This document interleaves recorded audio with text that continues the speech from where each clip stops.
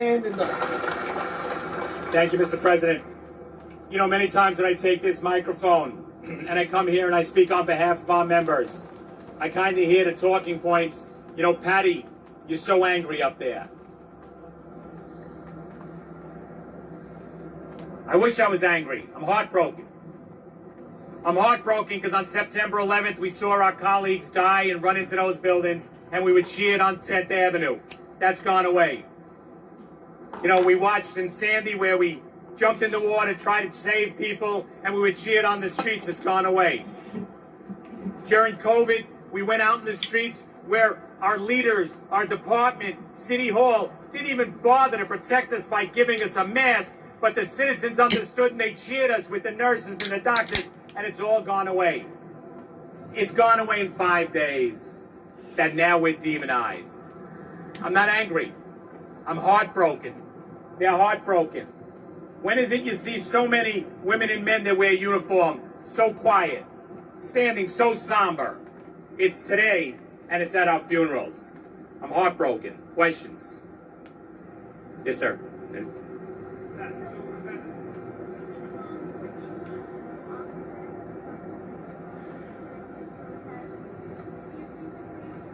Yeah. Right.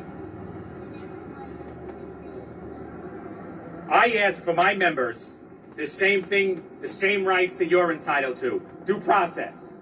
Every union leader would say we fight for fairness. Bring the facts in. Give us our day. But to criminalize the job that we were sent out to do in a difficult time when we were under attack, and then the job doesn't want to give us that due process where a DA says, I won't prosecute the wrongdoers, but I'll prosecute you. All I ever ask for, and I say it time and time again, fairness. Fairness for us. Constitutional rights. Constitutional rights for us, just like for you. Yes, sir. Yes, sir. If there's an allegation, here's what should happen. If there's an allegation, investigate it. Let the facts go where they go. But what do we see here in this city? We see a video. Always the same words. Go back on your tape. I don't like what I saw. I think he should lose his gun and shields. But then we're going to have an investigation. They got it backwards. Get the allegation. Investigate the allegation. Then decide guilt or innocence, not before. Yes. Yes, sir.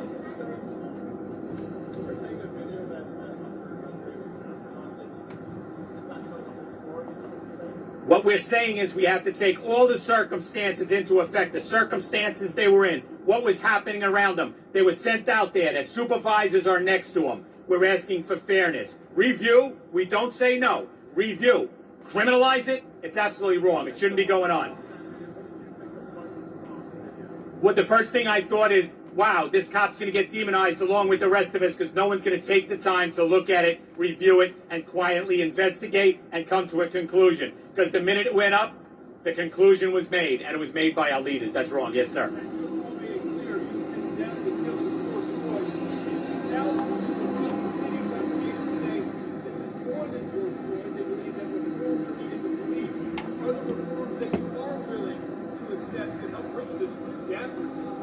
We've been in this police department have been reformed time and time again for many, many years, and that's being ignored. The problem is we want to come to the table. We haven't been invited to the table. The legislature has not invited us to the table to have a discussion. So do they really want reform? Do they really want compromise? Do they really want for us to tell us what it really is in the street and where we can help? That's not really what's happening. What's happening is the fever on the street has caught the fever in our elected leaders, and they're running and they walked away from us. In calm times, review and decide. What we're saying now is we're all demonized because someone was murdered in Minnesota. I'm going to say it again. Most restrained police department in the country. Yes, ma'am.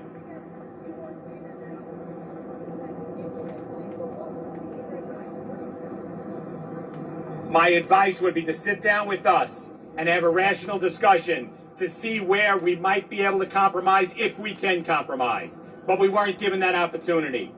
To ask, and what we would say is, we're entitled to the same rights as you. If there's a false accusation, an unsubstantiated accusation, if the person that made the complaint against us is found out to lie, then they should be prosecuted too. But they won't do that.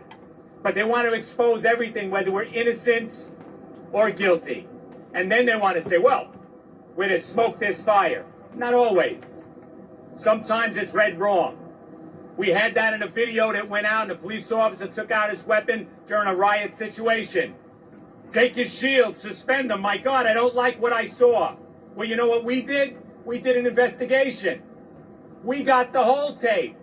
Then the questions were being asked. Was the mayor wrong to say that? Why?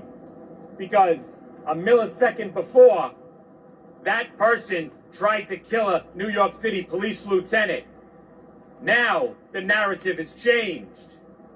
If we had done it properly, with due process, with fairness, that's what unions stand for, that wouldn't have happened. But unfortunately, time and time again, it does.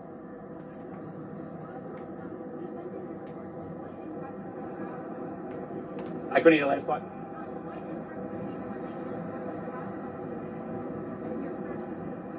Thank you. Defunding the department is a slogan on a sign that has many definitions. You ask some, they say get rid of the police department. Some will say shift the money around. It's wrong. We don't have enough police officers. How does it affect the community? How it affects the community is we're not going to have police officers standing on your corner. Not just because of the defunding, but because we've been pulled back from doing our job. Where you say to a criminal, we're going to have a soft touch. Where a DA says we're not prosecuting no matter what's brought in here. Well, let's talk about what we just had with the riots. Why then, if the DAs are saying that we won't prosecute what you bring in, why did the bosses send us out there to make the collars in the first place? Who's left holding the bag at the end? Right here. If you didn't want us to do the job, then tell us. We understand. We won't like it. Our foot will be tapping because we want to go out and save the city. But we'll take our orders. We'll step back. But instead, we won't prosecute, but we're sending you out. What's the point? But they can wake up and prosecute a police officer that was in a terrible situation. That's just wrong. That's dereliction of duty. Yes, ma'am.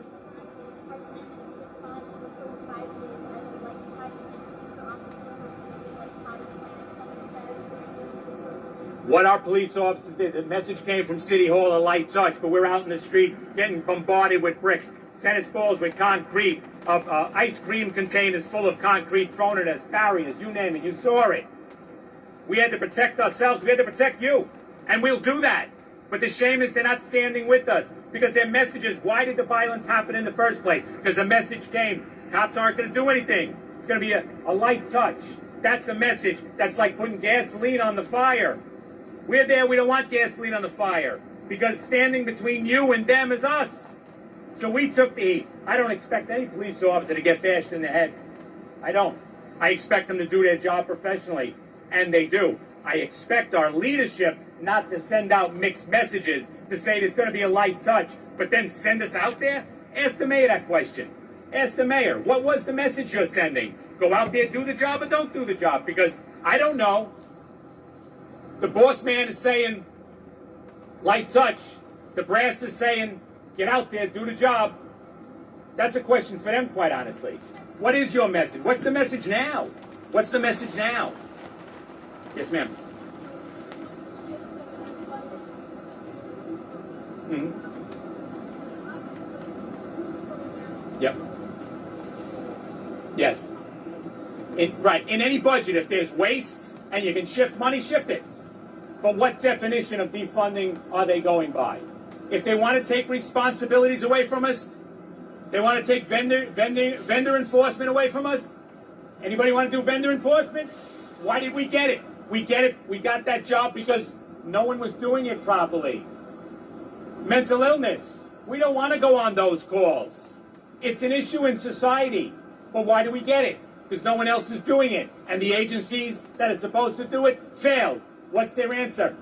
Give it to the PD.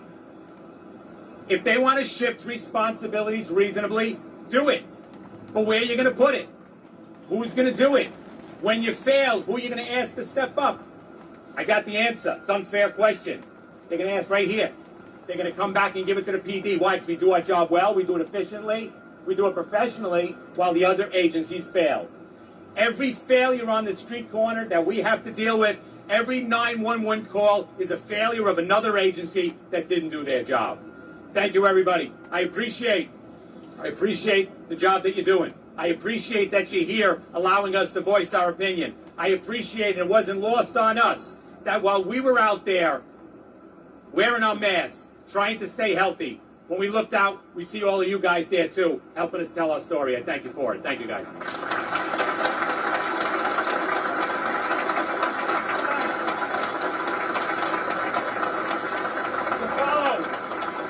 To follow what my brother said, and you've heard it many times,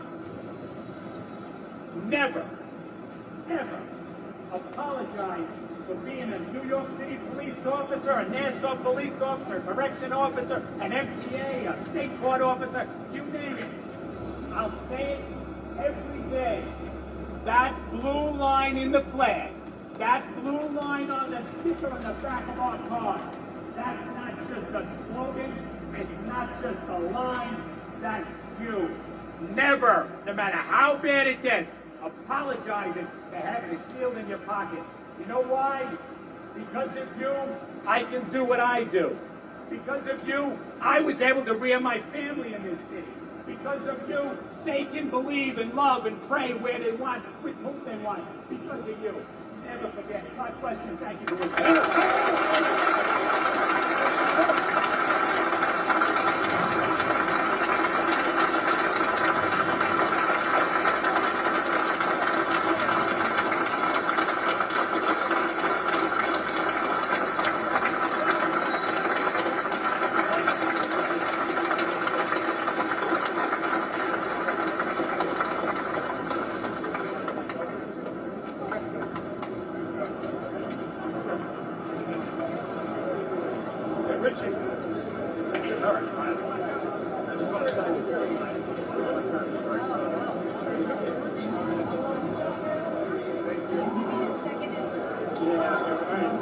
I'll just put a picture.